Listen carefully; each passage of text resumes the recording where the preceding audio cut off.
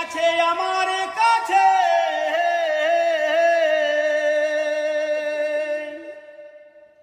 বেলেডাঙ্গার city লঙ্কা হবে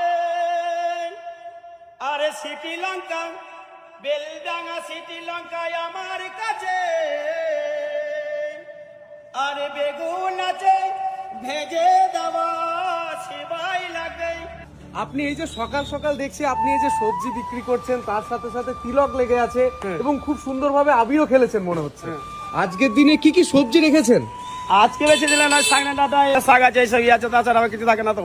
মানে আচ্ছা, আপনি তো একজন দেখে মনে হচ্ছে ভক্ত মানুষ, হ্যাঁ। ঠাকুরকে সেবা করেন এবং আপনি প্রসাদ পান, প্রসাদ বুঝি তো আপনি। হ্যাঁ, কিন্তু তার সাথে সাথে এই এত সুন্দর গানের মধ্যে দিয়ে আপনি সবজি বিক্রি করছেন, কি ব্যাপার?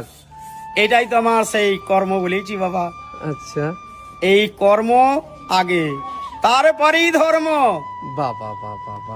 আচ্ছা, মানে আপনি তো এর আগেও অনেক মানুষজন, আপনাকে প্রায় 20 লক্ষ মানুষ দেখেছিল। হ্যাঁ, দেখেছো? আগেও আপনার একটা গান শুনেছে, সবজি শুনেছে। আছে আমার কাছে, ভালো যে সবজি আমার কাছে হবে, ওটা আরেকবার একটু শুনে নি।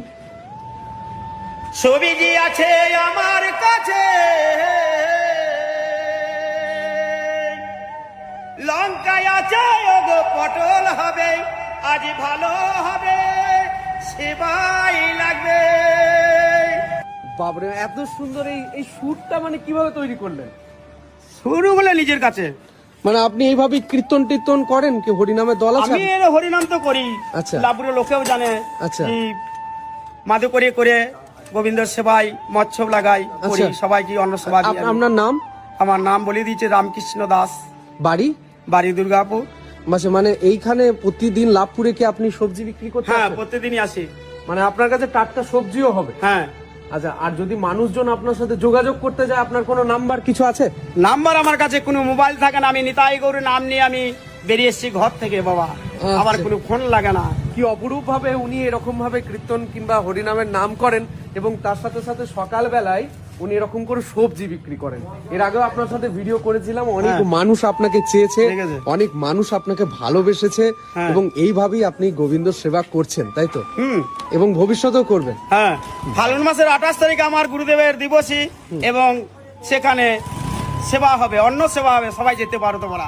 আরে বাপ রে বাপ, কেমন লাগলো গান? খুব ভালো লাগে।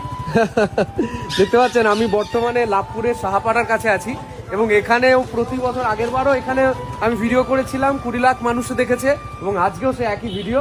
কি কি সবজি আর বেঁচে আছে একটু দেখাবে? এখন কিছু না, সাংনা ডাটা আছে এবং পাটের শাক আছে, টমেটো আছে এবং পটল আছে, তাছাড়া কিছু নাই। আরে